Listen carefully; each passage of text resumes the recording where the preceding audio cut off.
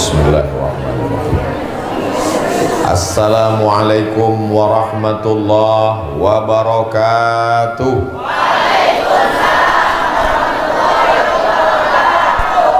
Kaifa halukum? How are you tonight? Apa kabar semuanya? Kumaha? Pripun kabare? Biado Ba'a kaba Aga kareba. Itu salah satu kelebihan santri.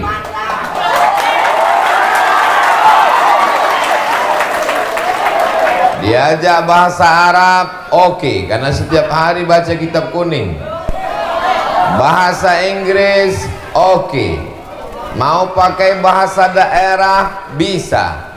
Bahasa Indonesia, memang dia paling cinta NKRI. Memangnya kalau tidak jadi santri, kalau tidak tinggal di pesantren, nggak bisa bahasa. Bagaimana mungkin kita bisa bahasa orang lain kalau kita cuman sekolah dari jam 8 masuk, pulang jam 1, cabutnya 3 jam. Bertemannya hanya sekitar lingkungan dekat rumahnya saja. Tapi kalau tinggal di pesantren, mondoknya 6 tahun, 7 tahun, pulangnya cuman liburan semester, bahkan mungkin hanya Idul Fitri saja.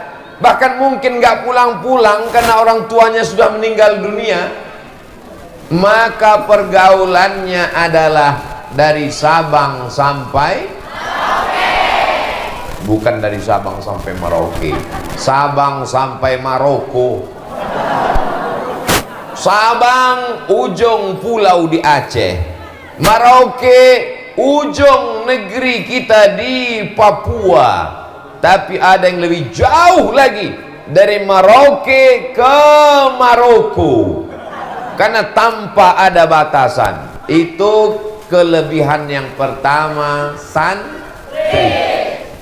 Pede nggak jadi santri? Bangga nggak jadi santri? Kalau ada yang tidak bangga jadi santri, ketika kenalan sama orang, kamu sekolah di mana? Saya dari SMP. Kamu di mana? Saya SMA. Kamu di mana? Saya nggak sekolah. Kamu di mana? Saya di pesantren. Ini orang mestinya sudah lama mati. Buat-buat macet aja dia. Pede, percaya diri. Kenapa? Karena kita punya kenalan yang begitu luas. Dari mulai rambut yang lurus sampai keriting, dari yang hitam sampai yang putih, yang tinggi sampai yang pendek, semuanya sama. Dan di pesantren lah kita kenal pribadi orang macam-macam. Saya sekarang kalau tausiah pergi ke Aceh, ketemu dengan teman saya. Pergi ke Medan, jumpa dengan sahabat saya. Pergi ke Surabaya, Jawa Timur, sahabat dan teman akrab saya. Pergi ke Madura, senior dan junior saya. Pergi ke Makassar, friend saya. Sampai ke Sorong, Papua, kawan-kawan saya semua. Kenapa demikian? Karena kita di pesantren punya pergaulan yang luas. Jadi anak-anak, adik-adik, saya mau panggil anak, rasanya saya masih terlalu muda. Jadi panggil adik-adik ajalah. Jadi adik-adik sekalian yang selama ini bimbang-bimbang di pesantren, pesantren apa pulang? Pesantren apa pulang? Pesantren apa pulang? Pulang pesantren, pulang pesantren, pulang. Pulanglah. Kau pulang mau jadi apa? Mau berteman dengan siapa? Mau berteman dengan TV, mau berteman dengan warnet, mau berteman dengan boneka setan. Tapi kalau di pesantren, Masya Allah, tabarakallah. Dan di pesantren kita kenal sifat orang dari berbagai macam suku dan bangsa. Betul? Ketemu sama orang yang datang dari Jawa Barat, orangnya lembut. Kumaha atuh damang. Ketemu sama kawan yang dari Medan, Sumatera. Sini kau sebentar, sini. Ketemu sama teman yang datang dari Bandung, orangnya lembut.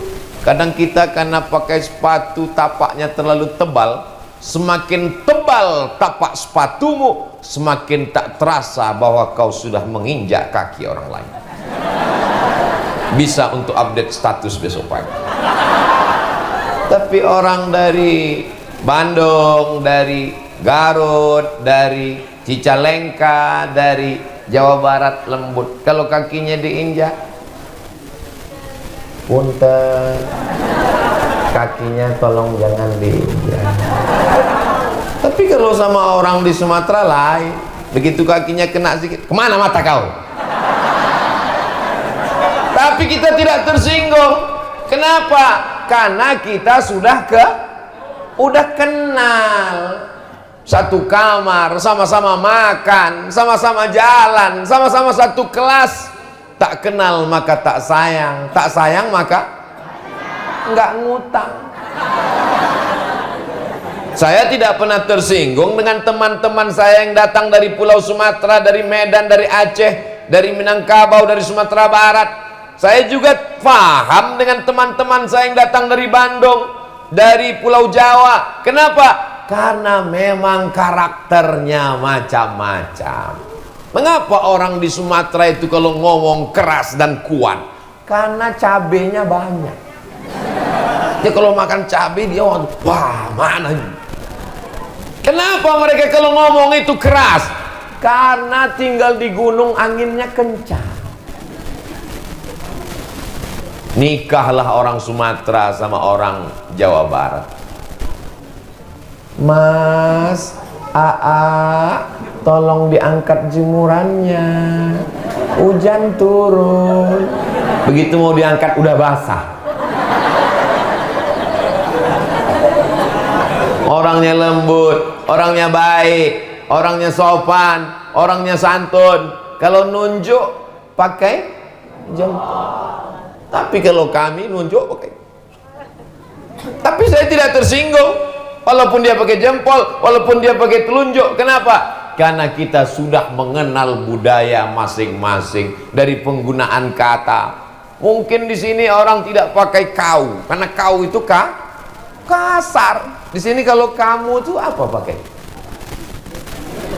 Hah?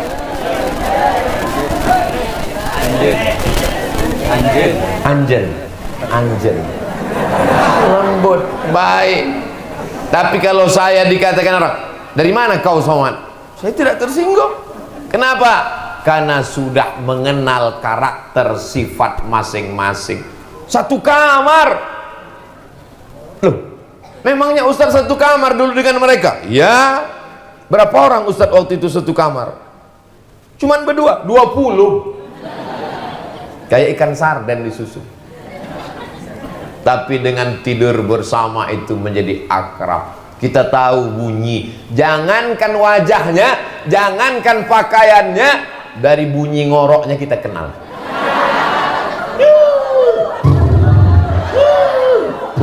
Kita tahu, oh si An.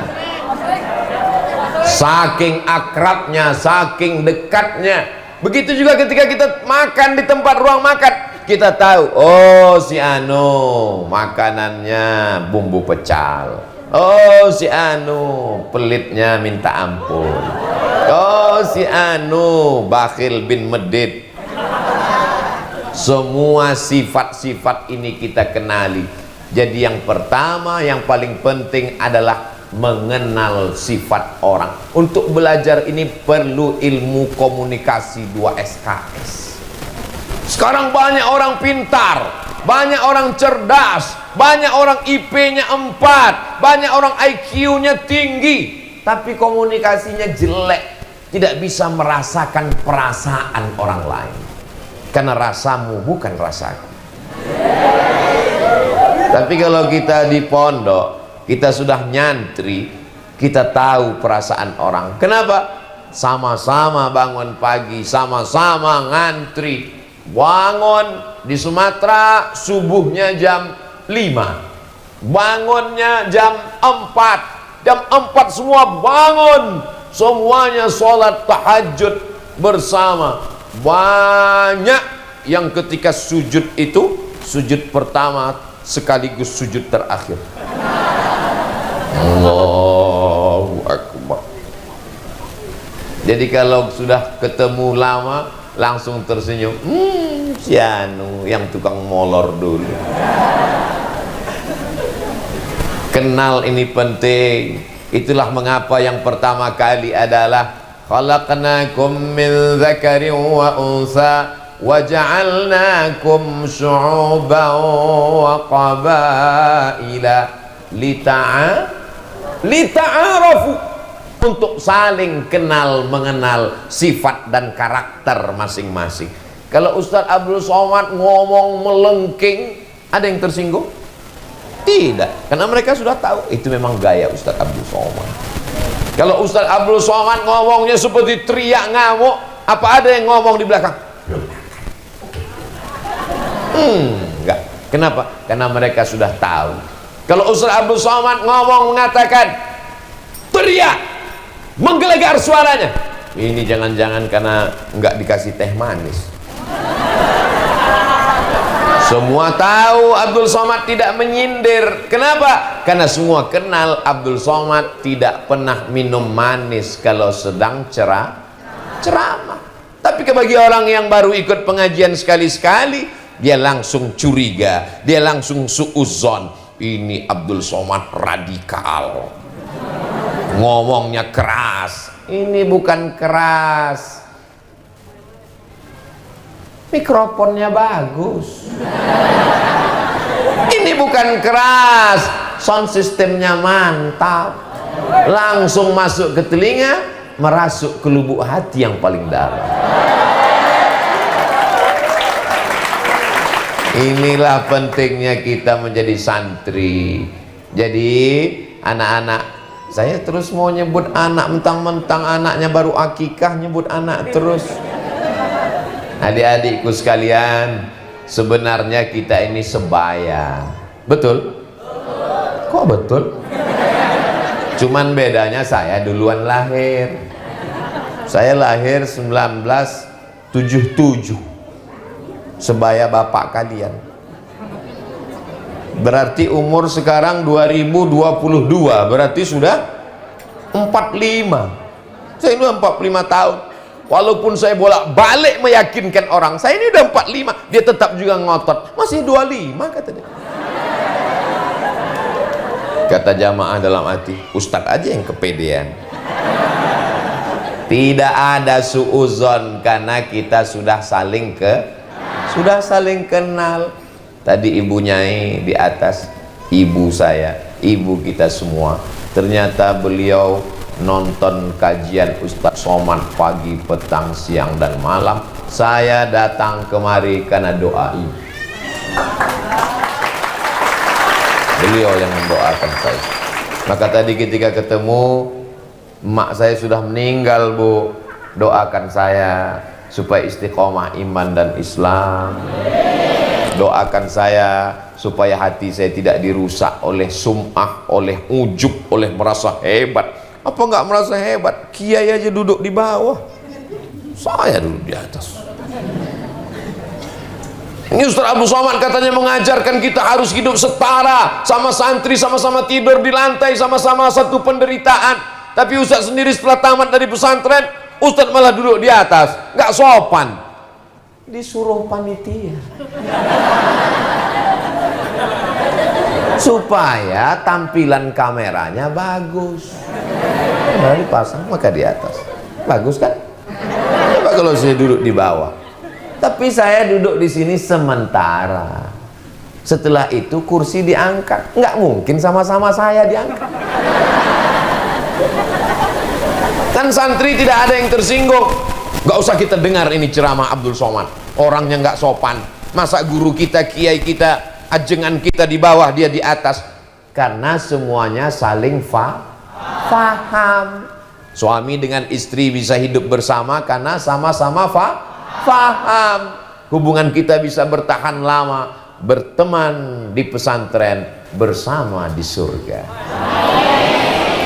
Kalau kita bisa saling memahami. Sekarang penyakit manusia ini su'ut tafahum. Jelek, tafahum salah paham, salah dengar, salah ngomong, salah ngerti, karena tidak saling mengenali. Dunia saling kenal mengenal itu adalah dunia pesantren. Dari mulai cara tidur, bangun tidur, olahraga, belajar di kelas, baca kitab, suara, mohon maaf, baunya pun kita kenal. Pejam mata, langsung kita cium. Si Anu. Kenal, kenapa? Karena berteman dan bersahabat lama.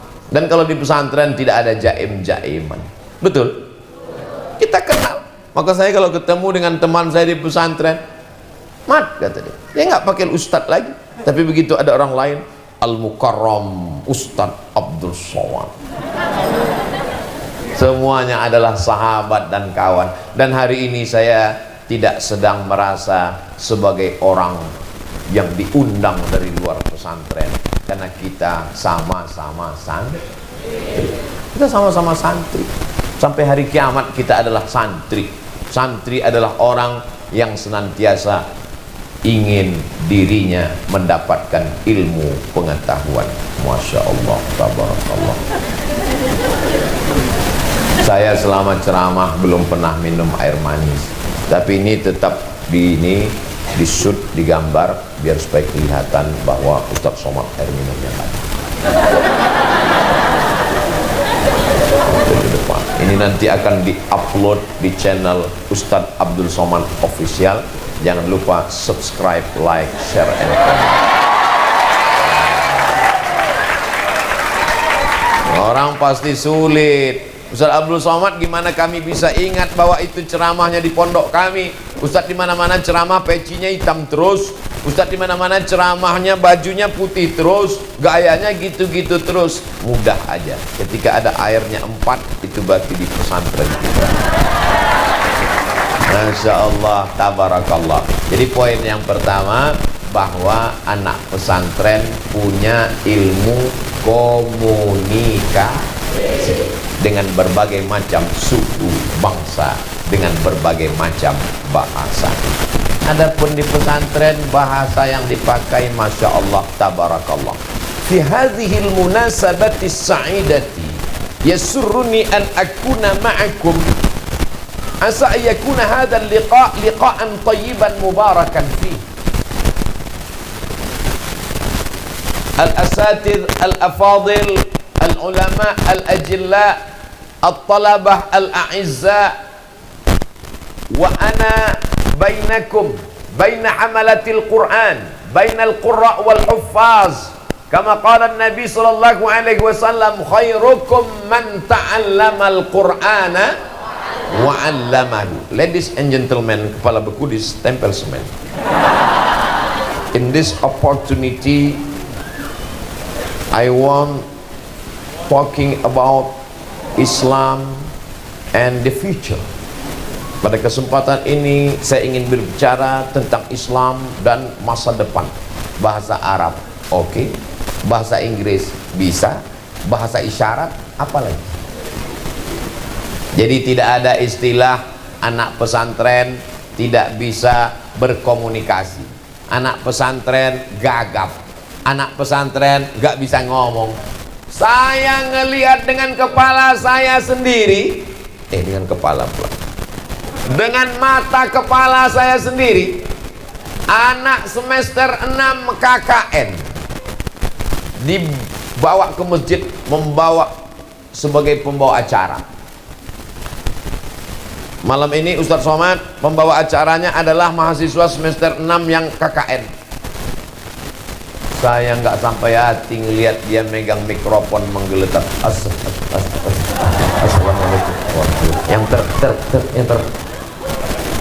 Karena tidak terbiasa. Di pesantren biasa ngomong. Kenapa? Ada muhadarah. Yang kelas 1 dididik oleh kakak-kakak, yang kelas 5 jadi mudabbir, yang ke kelas 6 mengajar. Kita sudah terbiasa menghadapi orang banyak. Makanya ketika saya tes dosen, Abdul Somad, ya Pak, nanti tes dosen itu ada tes ngomong di depan orang banyak. Apa kamu berani ngomong depan orang banyak? Dalam hati saya, khutbah Jumat aja bisa. Khutbah Jumat kan jamaahnya banyak. Dalam mazhab Syafi'i paling tidak 40 orang. Sementara di kelas cuma 25 orang. Rupanya mereka mau ngetes. Ini Abdul Somad bisa ngajar apa enggak? Masuk ke dalam kelas. Ini yang di dalam kelas ini semuanya mau ngetes kita. Mata dia ngelihat kita terus. Dia anggap kalau dia melotot kita grogi. Bagaimana supaya kita waktu di depan ngajar itu menggigil ketakutan? Dia anggap kalau kita lama-lama dipelototin, diliatin, kita udah biasa dipelototin di pesantren. Masa iya biasa dipelototin di pesantren Pak Ustadz? Ya, digundul udah, ditempeleng udah, dipukul pakai batang sapu udah, mau digundul lagi rumput belum tumbuh. Akhirnya hukumannya gimana? Berdiri di pinggir jalan, pakai papan tulis, ditulis di depan, inilah santri yang paling banyak melanggar peraturan. Semua yang lewat melotot. Maka kita sudah terbiasa dipelototi orang. Mungkin dalam hati adik-adik, lo aja kali. Jadi kalau cuma dipelototin 25 orang di dalam kelas pas latihan ngajar, biasa guys. Jadi waktu saya pertama latihan ngajar ujian dosen, mereka di dalam kelas itu mempelototin saya biar supaya saya grogi nggak bisa nulis, biar supaya saya grogi nggak bisa ngomong. Dan yang ada memperhatikan melotot itu ada yang cemeh. Dia giniin terus. Saya lihat sekali dia gini. Saya lihat sekali, dia gini juga. Saya lagi gini, dia gini. Saya giniin. Langsung dia sini. Kita udah terbiasa menghadapi mata manusia ini. Inilah yang tidak dimiliki, skill-skill kemampuan yang tidak tertulis di buku. Dan kita di pesantren sudah berhadapan dengan itu. Betul? Cuman pesantren zaman sekarang, anak-anakku kalian, anakku lagi, adik-adikku kalian, nasib kalian bagus. Sekarang tidak lagi ada cubit, jewer aja nggak ada. Kenapa? Kalian dilindungi oleh Komisi Perlindungan Anak.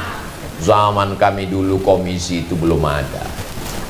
Pakai batang sapu. Ini tangan ini nggak terhitung berapa kali kena batang sapu. Jadi Ustadz masih ingat yang mukul Ustadz pakai batang sapu? Ingat. Ustadz dendam? Enggak. Ingat aja. Terus? Ya kalau dia ngundang ceramah saya nggak mau datang. Assalamualaikum. Waalaikumsalam. Betul ini Ustadz Abdul Somad? Betul, tak salah lagi. Kita satu pondok dulu. Ya, ya. Abang di Kismu Taklim dulu. Ya betul, ingat. Pernah mukul pakai sapu? Ya. Bisa datang ke pesantren kami? Aduh, lagi penuh jadwal bang. Masya Allah, tabarakallah. Jadi kita di pesantren dilatih mental untuk berhadapan.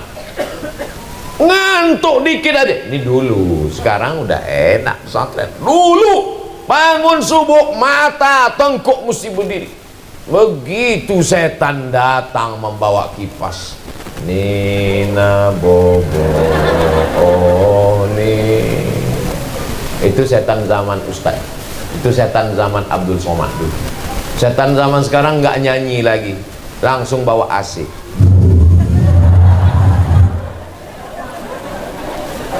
Begitu rasanya duduk di atas kelopak mata ini, setan rame-rame duduk di sini. Beratnya minta ampun. Sudah diginikan, tetap juga lagi, ya Allah, gimana? Akhirnya tuh datang kakak kelas 5 dari belakang bawa sajadah. Kom.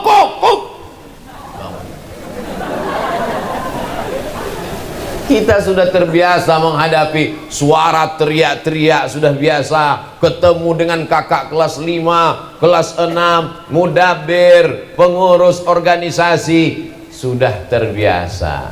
Tapi kalau orang hanya sekedar di rumah, penyakit yang paling mengerikan bukan demam, bukan Omikron. Penyakit yang paling mengerikan adalah anak laki-laki tidak pandai mengikat tali sepatunya sendiri. Penyakit apa namanya ini? Baru ngelihat sepatu sudah diikatkan, baru ngelihat air minum sudah diangkatkan untuk diminumkan, baru mukul-mukul perut sudah dimasakkan, disuapkan nasi. Dia tidak pandai berusaha untuk hidup. Walaupun kehidupannya ada, orang tuanya mampu, duitnya banyak, tapi dia tidak pandai mengelola hidup. Kita di pesantren, mana ada cerita anak pesantren santri nggak bisa ngikat tali sepatu. Kalau sudah pukul lonceng, teng, semua mesti siap masuk kelas. Disiplin, on time, tidak boleh ada terlambat. Terlambat berdiri, kena hukuman. Tapi kesakitan, penderitaan itu membuat kita menjadi disiplin seperti tentara, seperti polisi, angkatan laut dan udara. Betul? Ini buktinya. Coba kalau Ustadz Somad ceramah di tengah masyarakat umum, baru ngomong 5 menit, takbir, habis itu. Tapi di pesantren semangat luar biasa. Kenapa? Karena di pesantren diajarkan disiplin. Ini yang kedua. Yang pertama tadi adalah mengenal sifat manusia dari berbagai macam suku dan bangsa. Yang kedua adalah disiplin. Mana ada perempuan tiba-tiba nyasar ke tempat laki-laki, dan tidak ada laki-laki yang nyasar ke tempat ada sebagian. Itu untuk mengawal jalan Abdul Somad. Ini disiplin. Di pesantren jelas jenis kelaminnya, laki-laki, perempuan. Sekarang banyak orang yang tidak jelas jenis kelaminnya. Gagah, kumis melintang, berotot. Begitu ditanya, di mana Jalan Jenderal Sudirman? Di sana. Nggak jelas, karena tidak dididik dengan disiplin. Pakai peci, aku laki-laki. Pakai koko, aku laki-laki. Pakai kain sarung, aku laki-laki. Pakai jilbab, aku perempuan. Abdi teh perempuan atau istri. Jelas disiplin inilah yang luar biasa. Tidak ada satupun yang kelihatan rambutnya. Di dalam ditutup pakai khimar. Khimar, kain yang menutup rambut. Saya sebetulnya mau ngasih tahu bahwa saya tidak gundul. Setelah ditutup, dia lihat tidak ada rambut satupun yang keluar, dirapikan, barulah dipakai kain panjang, hijab. Orang kita menyebut jilbab. Panjang, menutup, tertutup. Laki-laki juga begitu, peci dia pakai. Dia lihat, jangan sampai dia salah pasang dikira judi kalah. Pakai kain sarung rapi, pakai baju koko rapi, bersih, putih. Kenapa anak santri bajunya putih? Supaya jelas kotornya, cepat nampak dakinya, tulis Arab gundul. Kalau kita pakai baju hitam, nggak kelihatan dakinya, tapi teman di sebelah nggak tahan. Maka disuruh santri pakai baju putih supaya cepat kalau kotor dicuci bersih. Kainnya juga begitu, jangan sampai ada setetes pun najis yang kena. Kalau kena najis berarti batal sholatnya, berarti sia-sia, tidak diterima di hadapan Allah subhanahu wa ta'ala. Kalau dia di toilet maka dia mesti batuk-batuk supaya anginnya habis, airnya habis keluar supaya habis air keluar bersih. Ini diajarkan disiplin. Dalam sholatnya, subuh berjamaah, zuhur berjamaah, maghrib berjamaah, isya berjamaah, tahajud berjamaah, tarawih berjamaah, witir berjamaah. Disiplin. Walaupun dia pelari cepat, walaupun dia pemotor ngebut, pembalap. Kamu pembalap? Iya. Kencang naik motor? Enggak, biasanya. Kok disebut pembalap? Pemuda berbadan gelap. Walaupun dia pembalap, tapi kalau sholat dia tetap ikut imam. Mana ada makmum nyalip imam? Assalamualaikum warahmatullahi wabarakatuh. Loh, imam baru rakaat kedua, ente kok udah salam? Maklum, nama saya Valentino Rossi. Disiplin. Ju'ilal imamu liyu'tamma bihi. Imam diangkat untuk diikuti. Disiplin kita diajarkan melalui Al-Quran. Kalau sudah nun ketemu dengan qaf, maka dia mesti berdengung. Gimana bunyinya? Bilang kita nggak pernah nanya-nanya, kenapa mi? Kenapa nggak mu? Disiplin mengikut. Walaupun ditutup kain, disiplin. Lihat-lihat dikit saja. Yang laki-laki mungkin lihat-lihat sih. Lalu disambut sama yang perempuan.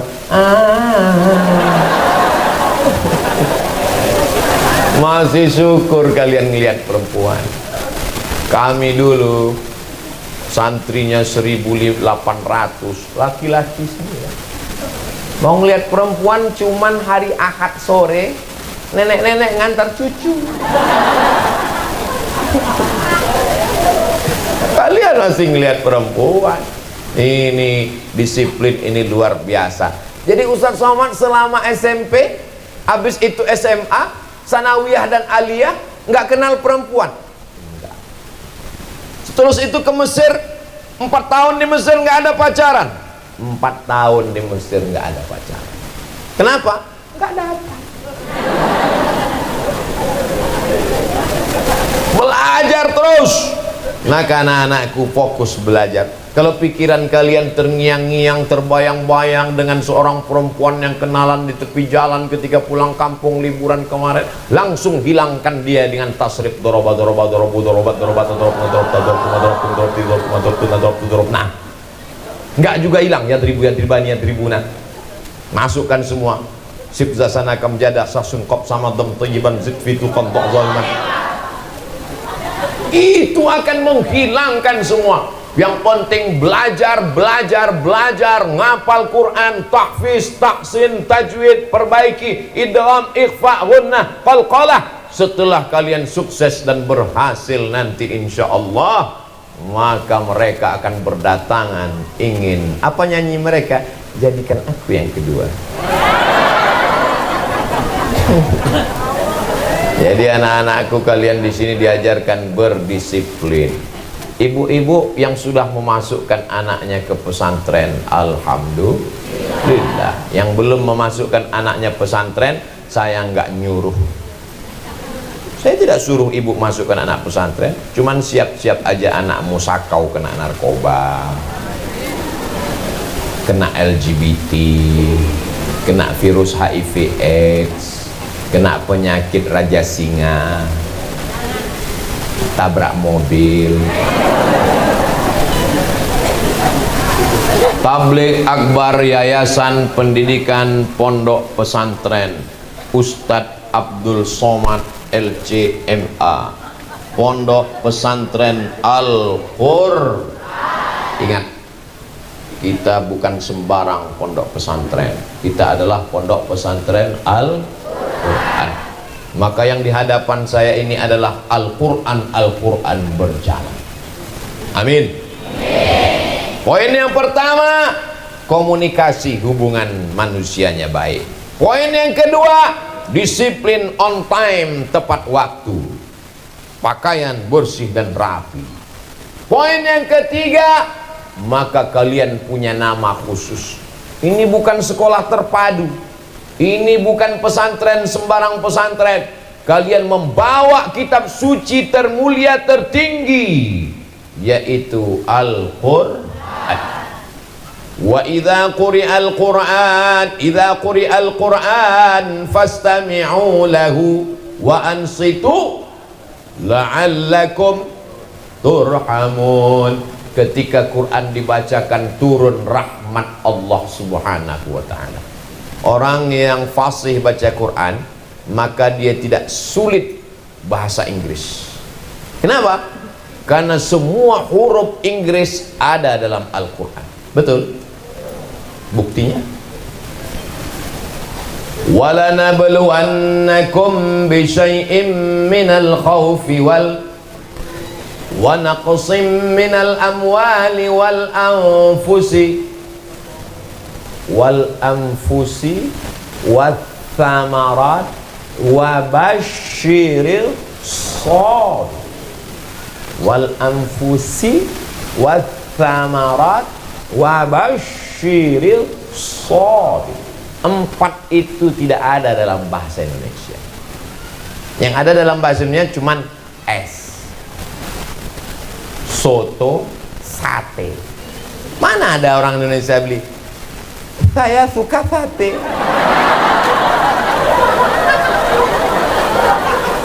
Lalu dijawab sama kawannya, itu suka soto. Tapi dalam bahasa Arab mesti fasih. Wa naqsim minal amwali wal anfusi wath thamarat wa basyiris sabirin. Fa sa sha so. Tidak ada dalam bahasa lain. Dalam bahasa Inggris adakah itu? Ada. Shopping center, workshop, ada. Tapi adakah huruf tha? Ada. Health. How about your health?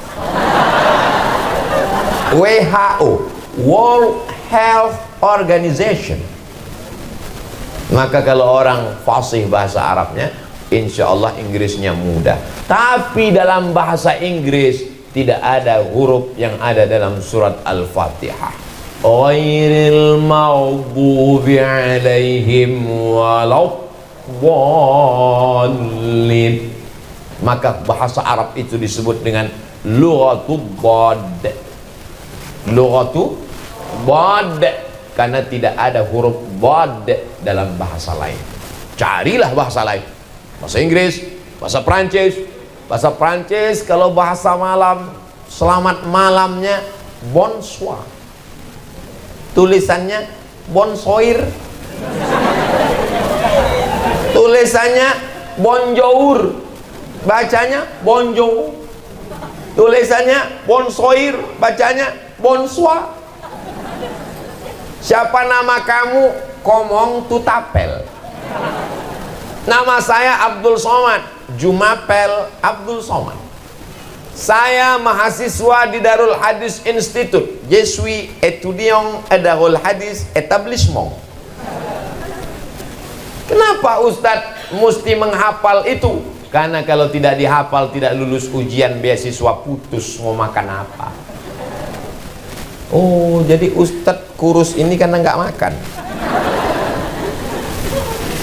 Adik-adikku yang dimuliakan Allah Subhanahu wa ta'ala, maka kalian Al-Quran dalam bahasa Inggris tidak ada panjang pendek, tapi dalam bahasa Arab Alhamdulillahi Rabbil Alamin Ar-Rahmanir Rahim Maliki Yaumiddin. Ada panjang ke atas mal, ada panjang ke bawah ada panjang ke depan. Yu'minuna bil ghaib, ada panjangnya lebih lama. Ulaika ala hudam min rabbihim. Bahasa Inggris tidak ada. I love you. Tidak ada. Bahasa Indonesia, minum. Minum ya minum, nggak ada. Minum. Minum. Nggak salah kalau mau dipanjang pendek kan. Tapi dalam bahasa Al-Quran, dan orang kalau ngerti hafal Quran dengan dakik, dengan halus, sehebat apapun makmum mengkritik di belakang, dia tidak akan goyah, tidak akan goyang, karena hafalannya kuat. Inna anzalnahu fi lay. Dia hafal, mengerti nahunya, bahwa kalau di pangkalnya ada huruf jar fi, berarti setelah fi pasti lailatin. Tapi kalau dia hafalnya tidak dakik, tidak halus, tidak kuat, tidak mutqin, goyang dia. Inna anzalnahu fi lailatul qadr. Datang makmum di belakang, lailatul. Wa ma adraka ma lailatul qadr. Lailatul. Tapi kalau dia kuat, makmum semuanya ingin menyesatkan dia. Wa in tuti aksara man fil ardi yudilluka an sabilillah. Hebatnya kalau kalian hafal Quran, walaupun kalian gak lancar bahasa Arab, sampai ke Makkah ketemu sama orang Arab, modal hafalan Quran, kalian bisa ngomong dengan orang Arab. Ketemu sama orang Arab, assalamualaikum, salamun ala man ittaba'al huda. Ada kawan saya dulu ngapal Quran, saking kan lancarnya hafalan Qurannya, sampai assalamualaikumnya pun masuk ke dalam Quran. Assalamualaikum warahmatullahi walaula fadlullahi wa rahmatuhu lakuntum minal khasirin.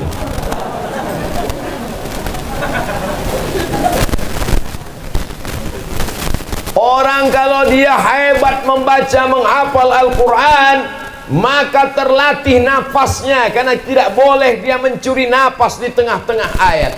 Orang kalau dia terlatih membaca Al-Quran, semua potensi dirinya hidup, karena semua huruf ada idgham, ada ikhfa, ada gunnah, ada qalqalah, ada terjemah bahasa, ada matnya, ada panjangnya, ada pendeknya. Dan yang paling penting, otaknya terlatih untuk bekerja. Murojaah, murojaah, murojaah. Bangun malam tahajud, murojaah. Habis sholat subuh, murojaah. Mau sholat zuhur, habis zuhur, murojaah. Habis asar, murojaah. Dari maghrib ke isya, murojaah. Habis isya, murojaah. Sampai jam 10, jam 11 baru tidur. Mengigaunya pun murojaah. Innallaha la yastahi an yadriba mathalan ma ba'udatan fama fawqaha. Langsung disambung kawan sebelah. Fa ammal ladzina amanu fa ya'lamuna annahu al-haqqu min rabbihim wa ammal ladzina kafaru fa yaquluna madza arada Allahu bi hadza mathala. Kawan yang sebelah ngantuk betul. Shadaqallahul azim. Saudara yang dimuliakan Allah Subhanahu wa taala, betapa senangnya hati ibu yang punya anak gadis perempuan buah hati, belayan jiwa, cantik, rambutnya bak mayang terurai, bibirnya delima merekah, alisnya bak semut beriring, pipinya bak pauh di layar. Saking putihnya kalau minum kopi nampak mengalir seperti dalam pipa tembus pandang. Dipinang oleh seorang pemuda yang ganteng hafal Al-Quran. Amin. Siapa namamu? Nama saya Anas, Pak. Baca Qul a'udzu birabbin nas. Qul a'udzu birabbin nas. Lulus. Namamu siapa? Nama saya Torik, Pak. Was-sama'i wat-thariq. Was-sama'i wat-thariq. Mantap, lulus. Kamu calon yang ketiga siapa? Nama saya Imran, Pak. Baca surat Ali Imran. Tapi sehari-hari dipanggil kulhu, Pak. Apa itu?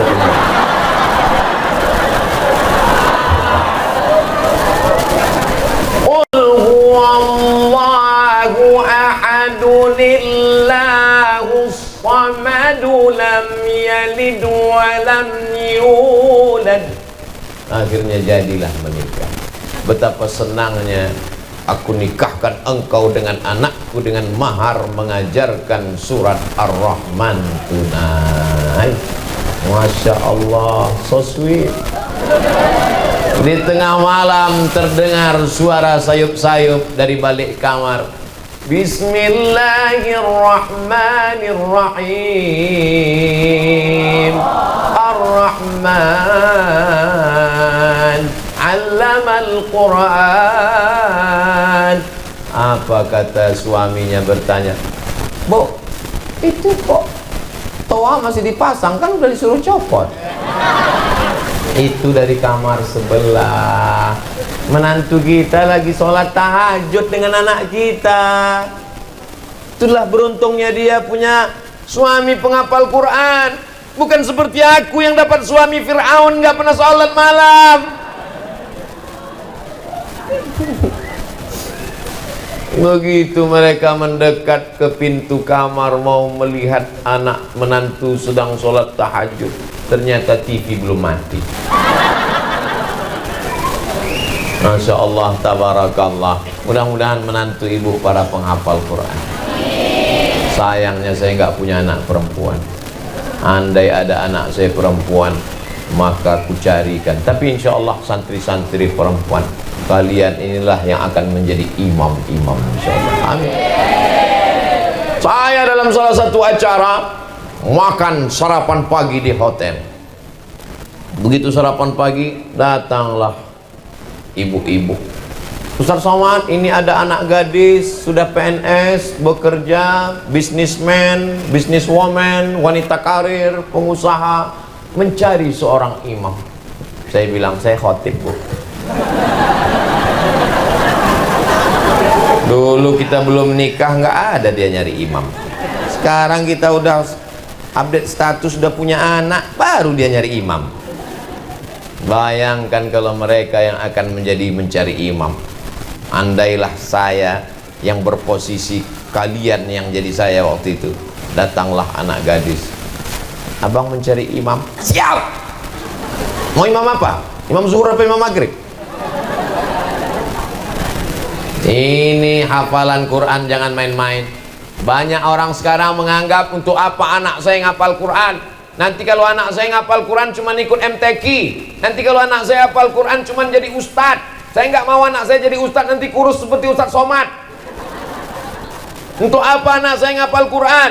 Nanti kalau anak saya ngapal Quran dia jadi imam tarawih aja. Jadul, kamu nggak update ilmu pengetahuan.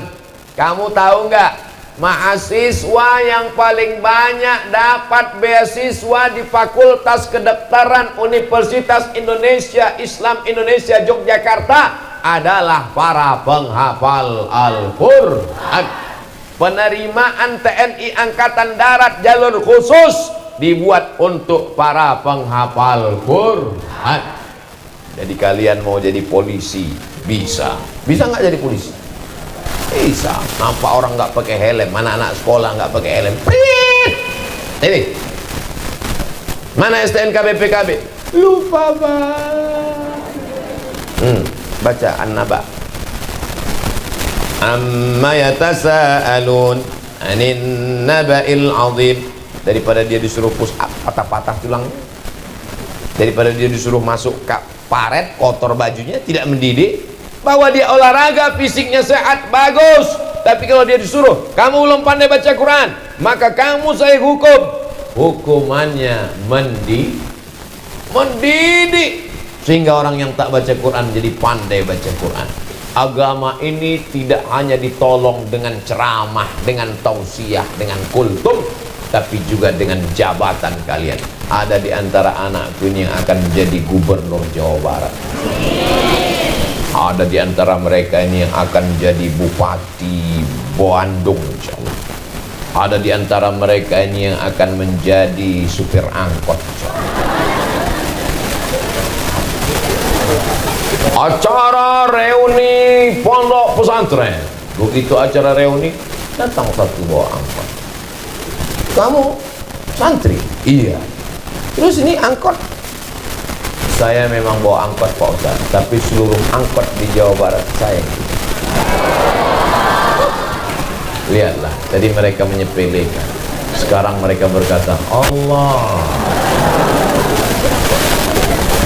angkot itu halal, rezekinya berkah.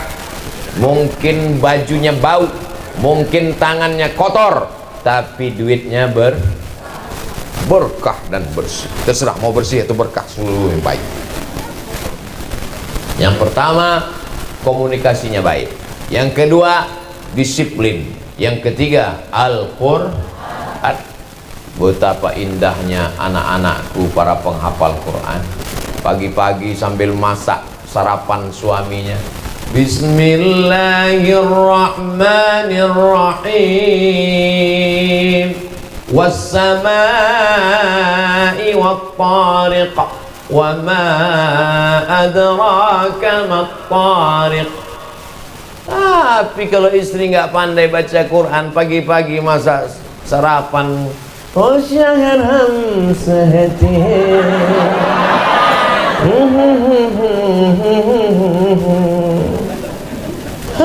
datang anaknya di belakang, aja,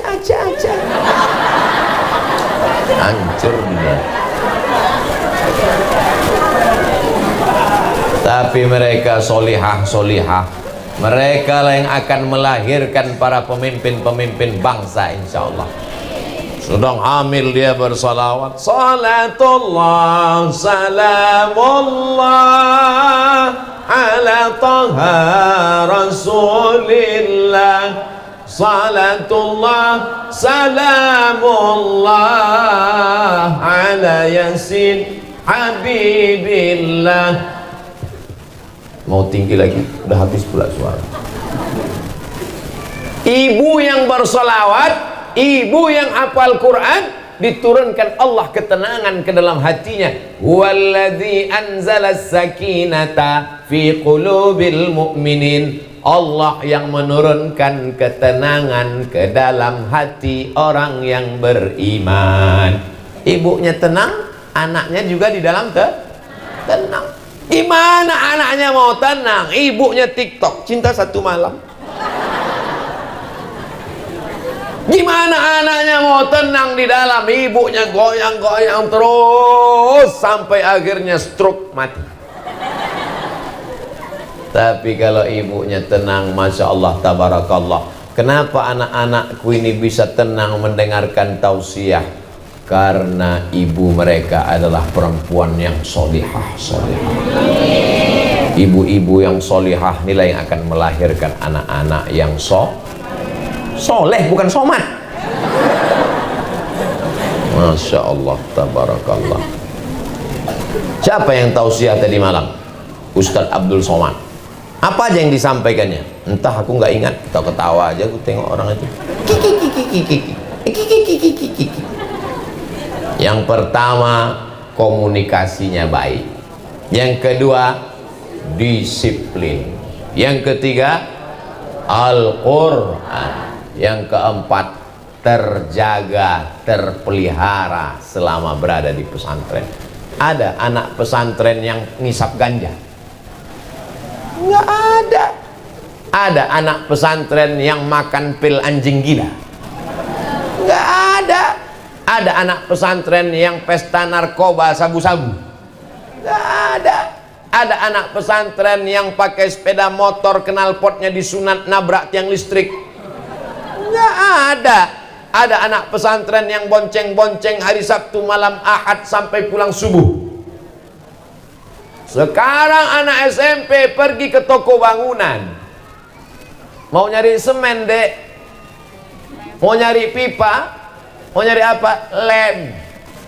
Buka lem, error, ditangkap sama Pak Kapolres, ditempeleng 2 kali, kelebak, saya tidak takut sama Pak Kapolres, saya hanya takut pada Allah. Udah mabuk, error, sakau. Tapi anak pesantren selamat dari narkoba, anak pesantren selamat dari gadget. Sekarang orang tidak berhenti main handphone terus, mau tidur handphone, sedang tidur selfie, bangun tidur handphone. Tapi kalian selamat. Kenapa? Karena nggak ada handphone. Kalian sedang dididik. Anak-anak sekarang rusak bola matanya, kena radiasi. Otaknya tidak peduli lagi pada orang. Maaf, seperti kena autis. Tidak peduli lagi pada orang. Kan zaman dulu kalau kita bertamu ke rumah orang, ketemu anak-anak, salaman, apa kabar Ustaz, cium tangan. Sekarang nggak peduli. Cium tangan Ustaz, nak, dia kasih tangannya, cium. Tapi di pesantren selamat insya Allah. Dan tidak ada anak pesantren yang pacaran. Kalaupun ada backstreet, kalaupun ada LDR, tapi insya Allah dia selamat. Mana ada anak pesantren sore-sore datang, Assalamualaikum Pak, saya mau bawa anak Bapak sampai subuh 2 kali 24 jam. Nggak ada. Selamat dia insya Allah, selamat dunia, selamat akhirat. Anak laki-lakinya selamat, anak perempuannya selamat insya Allah, amin.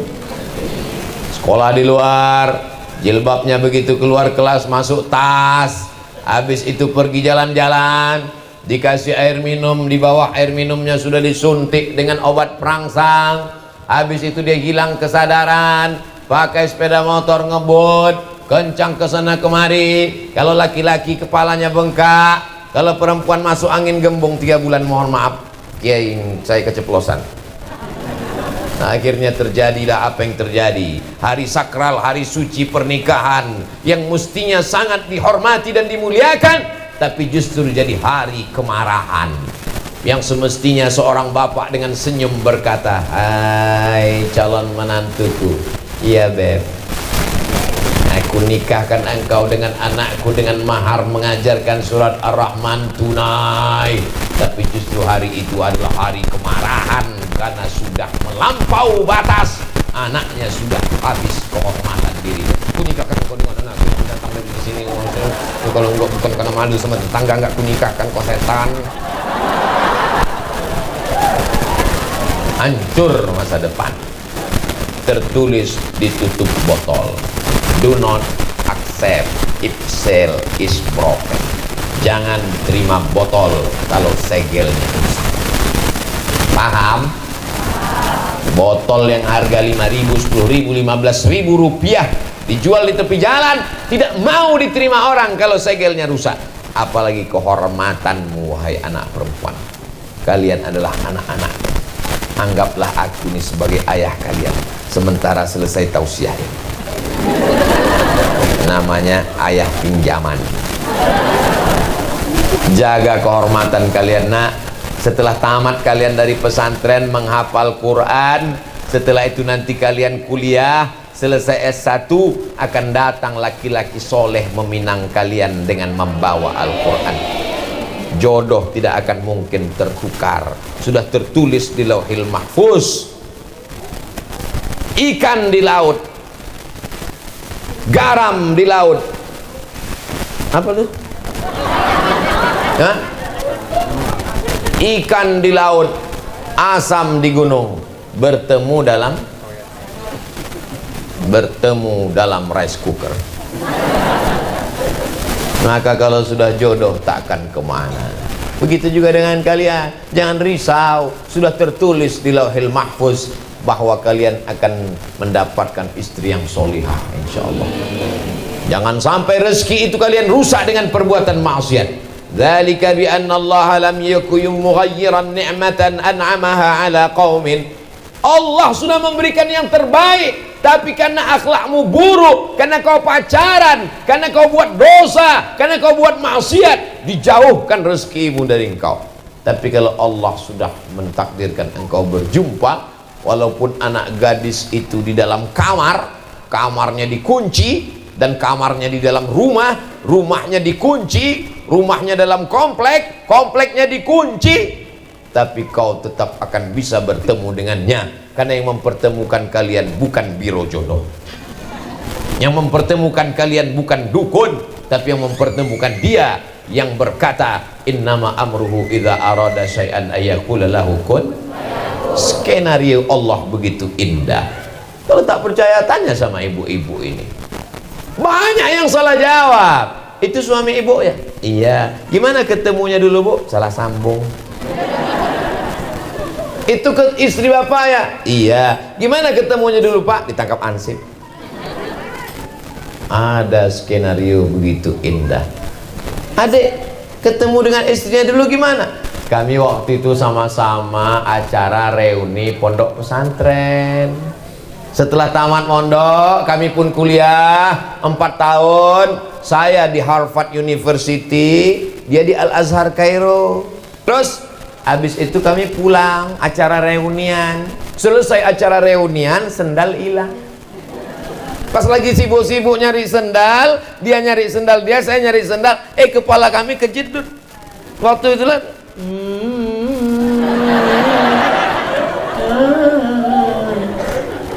Akhirnya tukar-tukaran nomor, tapi kami tidak mau buat dosa. Akhirnya dia pun kupinang dengan bismillah dan setengah kilogram emas putih. Pantas dia mau. Sampai masanya kalian akan dipertemukan. La ini jitama'atil ummatu ala ayyadurruka bisyai'in. Seluruh dunia ingin memisahkan kalian, menghalangi kalian, memudaratkan kalian, menyantet kalian, membunuh kalian. Kalau tidak, kata Allah, maka tidak akan terjadi. Betul? Iyamsaskallahu bidurrim fala kashifalahu illahu. Tapi kalau Allah ingin mempertemukan kalian, Allah menjodohkan kalian karena kalian orang baik. Wa iyuridka bi khairin fala radda li fadlih. Tak ada satu pun yang bisa menolak. Perbaiki akhlakmu, perbaiki hatimu, perbaiki hafalanmu, perbaiki Qur'anmu, perbaiki kitab kuningmu, urus akhlakmu, urus bakti kedua orang tuamu, maka hidupmu, jodohmu akan diurus oleh Allah Subhanahu wa ta'ala. Allah yatawallas salihin wa huwa yatawallas salihin. Allah yang mengurus orang soleh. Itulah mengapa kita selalu meminta Rabbi habli minas solehin. Mudah-mudahan anak kita menjadi anak yang soleh, bukan somat. Kalau kau soleh, hidupmu akan diurus Allah Subhanahu wa ta'ala. Kalau kau solihah anakku, hidupmu pun akan diurus Allah Subhanahu wa ta'ala. Yang pertama, komunikasi yang baik. Yang kedua, disiplin. Yang ketiga, Al-Quran menjadi utama. Target, musti hafiz, musti alim, musti faqih. Yang keempat, terjaga dari narkoba, terjaga dari zina, terjaga dari pergaulan bebas. Yang terakhir, yang kelima adalah kami ini semua akan mati. Betul?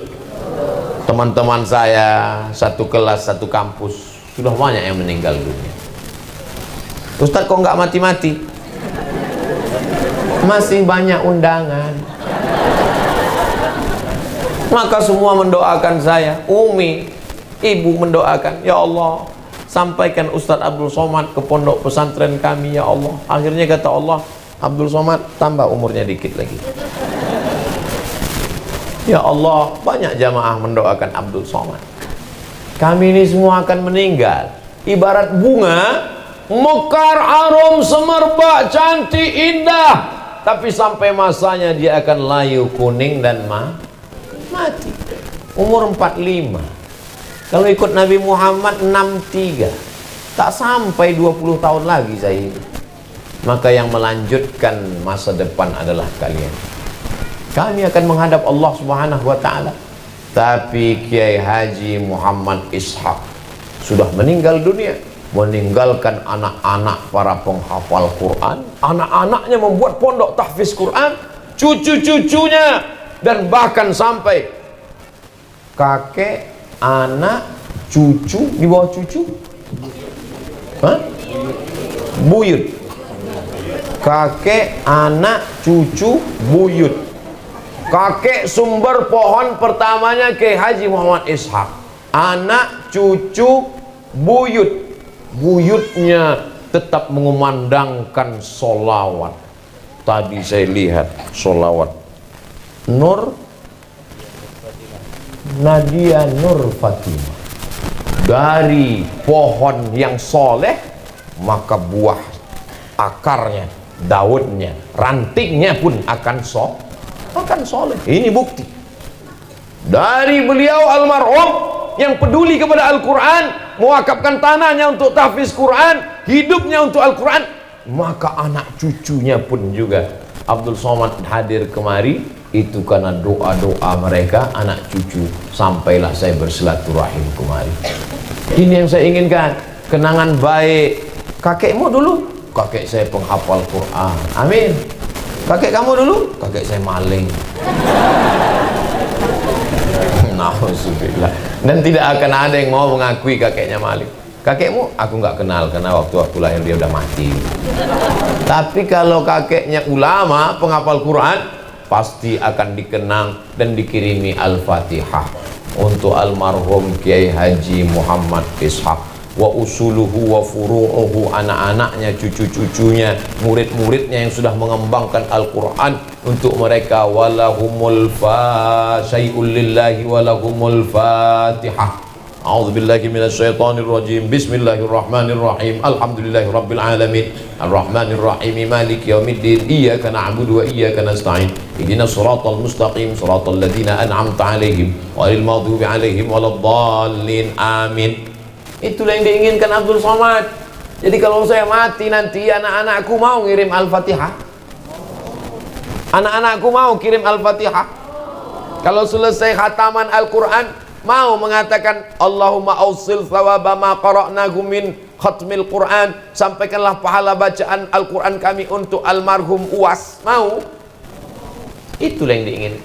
Kalau sekedar bertemu kita malam ini bertatap muka, habis itu selesai. Yang udah sempat foto-foto tadi tolong dicetak, ditempel di dinding supaya pas ngelihat untuk almarhum Abdul Somad Al-Fatihah. Disimpan di foto supaya kalau dapat kabar Abdul Somad mati tinggal buat lingkar merah untuk update status. Baru beberapa bulan lalu kami bertemu. Ini dia yang lingkar merah di atas, lalu dikirim bawah. Amin amin amin amin amin amin amin. Bukan itu tujuan. Tujuannya adalah amal jariyah, mengalir.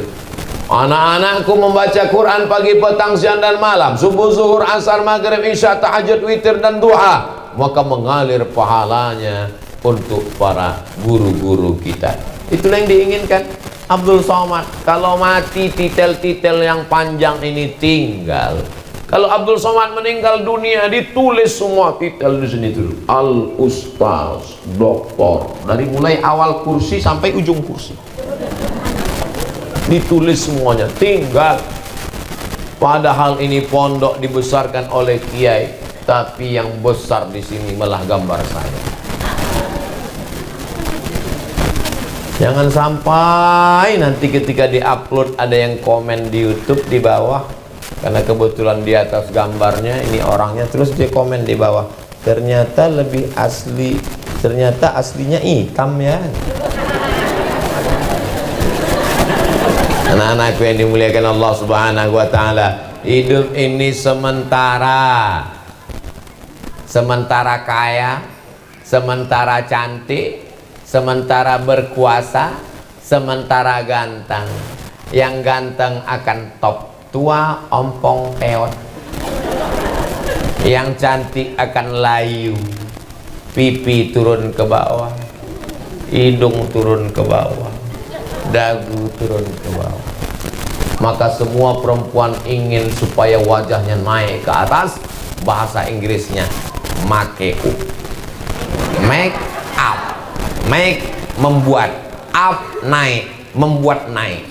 Pipinya naik, hidungnya naik, alisnya naik, bulu matanya naik. Nah, itulah namanya makeu. Make up, membuat naik, dimasukkan plastik ke dalam, naik, cuman sebulan, habis itu turun. Biarlah kalian cantik karena sholat tahajud malam. Biarlah cantik karena sholat duha. Kok kamu nggak pakai make up kok glowing ya? Karena bekas wudhu. Oh, jadi kau anggap kami tayamum pakai debu semua? Anak-anakku yang dimuliakan Allah Subhanahu wa Ta'ala, ibu-ibu bangga punya anak di pesantren. Bangga? Ponakan saya yang pertama kelas 3 sanawiyah, wajib pesantren. Kamu wajib pesantren. Aku tak sanggup mengawal Muna, kau perempuan. Aku tak sanggup mengantarmu sekolah, menjemput pulang, mengawal di rumah. Nanti kawanmu datang jemput, mau dilepas khawatir, nggak dilepas nggak gaul. Maka pesantren selamat. Yang laki-laki saya masukkan tahfiz Quran. Anak Mizian Azik kelas 2 SD, nanti tamat SD masuk pondok. Tidak ada tawar menawar, harga mati, wajib masuk pesantren. Kalau ada orang sekarang yang mengatakan saya bisa jaga anak kita, tidak bisa. Siapa yang bisa melarang anaknya megang handphone? Orang tuanya pun gila handphone. Bentar-bentar status. Anak kita akan melihat kita. Kamu nggak boleh main handphone. Kamu nggak main handphone. Jangan main handphone. Mama kok main handphone? Mama udah dewasa. Nggak bisa. Ibu-ibu mengikat anaknya di batang pisang. Diikatnya anaknya di batang pisang, dia main handphone. Anaknya nangis, difotonya. Ada anak nangis, ada anak nangis. Udah hancur dunia ini sekarang. Maka benteng terakhir pertahanan Islam, akhlakul karimah, adalah pesantren. Orang tua mesti bangga punya anak di pesantren. Anak ibu di mana sekarang? SMP plus. Anak ibu di mana sekarang? SMP terpadu. Anak ibu di mana sekarang? SMP entah apa namanya, aku nggak ingat. Anak ibu, anak saya di, ya itulah sedang mondok-mondok dan sebagainya. Kenapa nggak pede? Kalau ada yang bangga dengan SMP-nya, dengan SMA-nya, dengan STM-nya, dengan SMK-nya, oh mesti bangga. Anak ibu di mana? SMP. Di mana? SMP. Di mana? Lebih kuat lagi. Pesantren. Kalian pun juga begitu. Bangga. Gimana? Bangga jadi anak pesantren? Bangga jadi santri? Pede, percaya diri. Abdul Somad ini apanya ada? Tak ada. Kalau cerita masalah berat, lebih berat gajah. Tidak ada apa-apa. Tapi kita punya percaya diri. Langkahkan kaki. Bismillahirrahmanirrahim. La haula wa la quwata illa billah. Jadi apapun kalian nanti, anak-anakku berhadapan dengan orang, di depan kalian ada gubernur, ada bupati, ada menteri, ada presiden, ada panglima, ada tentara, ada polisi. Semuanya itu adalah manusia yang terdiri dari urat, kuku, darah, daging, dan bulu. Dan dia diciptakan dari tanah, dia akan dimakan cacing tanah, dan dia akan mati dilipat oleh tanah. Sama. Tapi jangan ngomong gitu, dalam hati aja. Jangan nanti pas kalian diminta sambutan. Berikut ini mari kita dengarkan tausiah yang akan disampaikan oleh anak pesantren kita yang memberi kultum Ramadan. Maksudnya yang saya sampaikan ini dalam hati aja. Semua kalian jangan, kalian ini semuanya dari tanah akan dimakan. Ngamuklah mereka. Tidak ada beda mereka dengan kita. Bedanya dia duluan lahir, bedanya dia lebih tua. Kalau ganteng, kalian jauh lebih ganteng, iya kan? Ganteng, cantik. Oh, ini semua harus dijaga, dipelihara. Ketika anak saya lahir, saya azankan ke telinganya, telinga sebelah kanan, kepalanya di sebelah kiri, kakinya di sebelah kanan, sayup-sayup ke telinganya. Allahu Akbar, Allahu Akbar. Tidak kuat macam itu, nangislah dia. Pakai azan yang slow. Allahu Akbar, Allahu Akbar. Makanya nanti kalau adik-adik dengar suara azan slow, Allah, itu berarti bukan ngajak sholat, tapi untuk bayi. Kalau azan untuk sholat mesti keras, mesti kuat, sampai ke telinga orang, masuk ke dalam rumahnya. Allahu Akbar, Allahu Akbar. Itu kalau yang azan tentara. Tapi kalau yang azan seniman, Allahu Akbar, Allahu Akbar. Apapun yang kalian kumandangkan, tetaplah yang pertama kali masuk ke telinga anak, la ilaha illallah. Walaupun bapaknya diplomat, kerja di Amerika dan Eropa, gak pernah dia bisikkan ke telinganya, akan kusekolahkan kau ke Jepang. Walaupun bapaknya kaya, akan kubelikan kau mobil satu pintu harganya 5 miliar. Tetaplah kalimat pertama, la ilaha illallah. Itulah kebanggaan kita. Kalimatu haqqin 'alaiha nahya wa 'alaiha namutu wa biha nub'atsu. Dengan itu kita hidup, dengan itu kita mati, dengan itu nanti kita akan dibangkitkan di padang mahsyar insyaallah. Amin. Anak-anakku penghafal Quran, kalau kalian mati kalian bisa kasih syafaat, bisa kasih pertolongan. Kalian hafal 30 juz pagi, petang, siang dan malam. Murojaah 1 hari 2 juz, 1 bulan kalian khatam 2 kali, 1 tahun khatamnya 24 kali. Di Ramadan kalian menjadi imam tarawih. Tapi di samping itu kalian juga menjadi polisi, tentara, pengacara, lawyer, advokat. Advokat itu yang ahli hukum, bukan yang hijau-hijau dalam kelas. Walaupun kalian hafal Quran, tapi kalian adalah dokter spesialis kandungan. Sekarang banyak ibu-ibu hamil tidak bisa ditangani dokter perempuan karena terbatas, terpaksa dipegang oleh dokter laki-laki.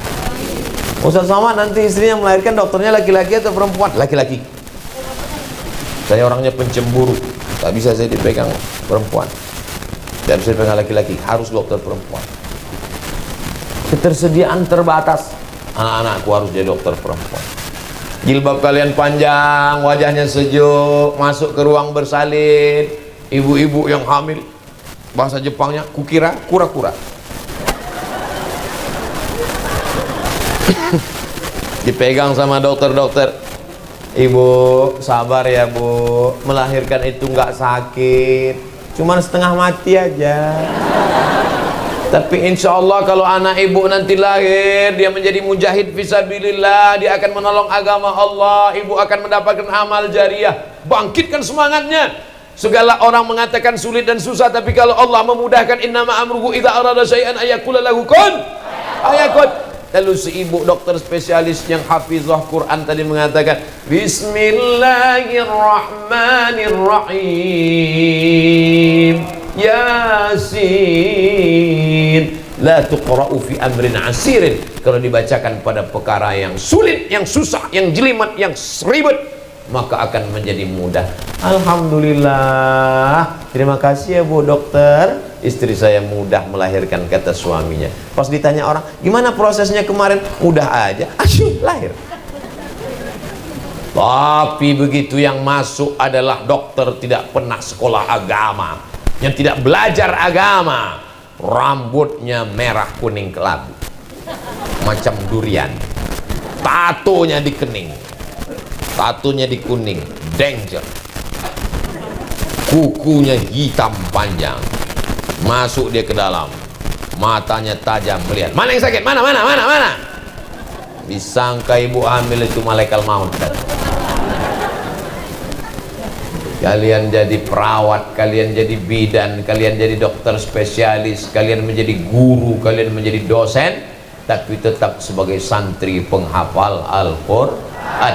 Bahasa Arab oke, bahasa Inggris oke, jadi MC bisa, jadi qori, apalagi memerintah orang untuk mengatur, memanage organisasi, serba bisa, siap semuanya. Berpisah dengan orang tua, siap. Pisah dengan orang tua ini bukan mudah. Berapa banyak orang tua yang uangnya banyak, mobilnya banyak, mengantar anak ke Australia, ke Amerika, hanya tahan 3 hari. Begitu pulang, anaknya pulang lagi. Kenapa? Nggak pernah berpisah. Tapi kalian SMP 3 tahun, SMA 3 tahun, berpisah tak? Kira-kira kalau dikirim ke Amerika siap? Siap. Ibu-ibunya juga melepas anak. Makanya ibu jangan tinggalkan anak dengan tangisan. Kalau mau menjenguk anak jangan nangis. Keringkan air matamu. Keringkan. Ambil tisu. Nah, kau belajar di pesantren ini, hafal Al-Quran. Aku ingin kau menjadi hafiz. Aku ingin kau menjadi orang. Aku sudah orang, mak. Masih setengah. Kalau mau nangis, udah keluar gang di ujung, udah dekat terminal, baru nangis sana. Cari tiang listrik, nangis di situ. Jangan nangis di depan mereka. Jangan tanya makannya. Ini kadang orang tua jenguk anak tanya makan. Sarapan paginya gimana, nak? Tadi ngantri, mak. Terus dapat telur ayam, dapat tapi sebesar ini. Tidurnya gimana, nak? Lelap? Enggak lelap, mak. Gimana? Kasurnya gimana? Tipis. Memangnya kau sampai tua bisa bersama dengan anakmu. Nanti kalau kau mati, siapa yang akan kau tinggalkan dengan mereka? Kau tinggalkan harta, akan habis dipakai bapak untuk nikah dengan anak gadis yang baru. Tapi kalau kau tinggalkan ilmu, kau tinggalkan hafalan Quran, kau tinggalkan pendidikan, dia siap menjalani hidup. Maka terbanglah anakku sejauh mata memandang. Dari petang kau akan pulang. Kau membangun Jawa Barat, kau membangun Indonesia. Baldatun thayyibatun wa rabbun ghafur. Dulu yang mengusir Belanda adalah santri. Yang mengusir Jepang adalah santri. Ustaz Somad mentang-mentang ceramah di pesantren, dia bilang yang ngusir Belanda itu santri. 10 November, tanggal 10 November, arek-arek Surabaya bergejolak. Bagaimana mungkin ada orang sehat, punya rumah, punya istri, punya anak, mau mati syahid melawan Belanda? Kalau bukan karena digerakkan oleh ulama yang selalu digembar-gemborkan 10 November, 10 November, 10 November. Betul, 10 November. Tapi orang lupa 10 November bergejolak karena 22 Oktober. Ada apa dengan 22 Oktober?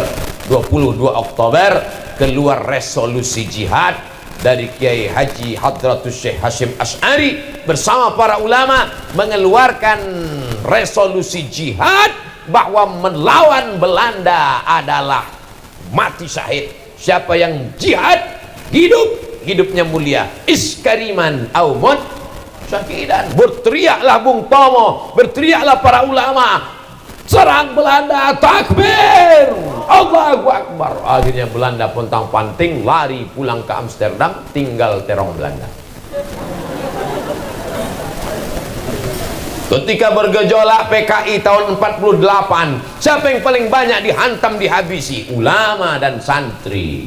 Bergejolak lagi 1966, ulama dan santri diculik. Kenapa? Karena mereka tahu negeri ini, NKRI bisa kokoh sampai hari ini karena para santri dan ulama. Bangga tidak jadi santri? Ulama tidak seperti PNS, ada masa pensiunnya. Ulama sampai mati dia tidak akan pernah berhenti. Ulama unik, semakin tua semakin karismatik, semakin dicari orang. Dia seperti benda antik, makin tua makin bongkok, makin mahal. Maka kalian hafal Quran. Saya tidak mau jadi ulama. Kalian jadi apapun, tapi Al-Quran di kepala kalian, maka insya Allah Allah akan menurunkan rahmatnya ke negeri ini dengan banyaknya penghafal Quran, insya Allah. Saya mulai tadi jam 8:30, sekarang jam 10 kurang 10, maka saya total berbicara selama 80 menit. 80 menit kebersamaan kita ini mudah-mudahan bernilai amal soleh dan amal jariah insyaallah. Ala hazihi niyah wa kulli niyatin salihah. Al-Fatihah. A'udzu billahi minasyaitonir rajim. Bismillahirrahmanirrahim. Alhamdulillahi rabbil alamin arrahmanir rahim maliki yaumiddin. Iyyaka na'budu wa iyyaka nasta'in. Ihdinas siratal mustaqim. Siratal ladzina an'amta 'alaihim ghairil maghdubi 'alaihim waladdallin. Amin. Allahumma shalli 'ala sayyidina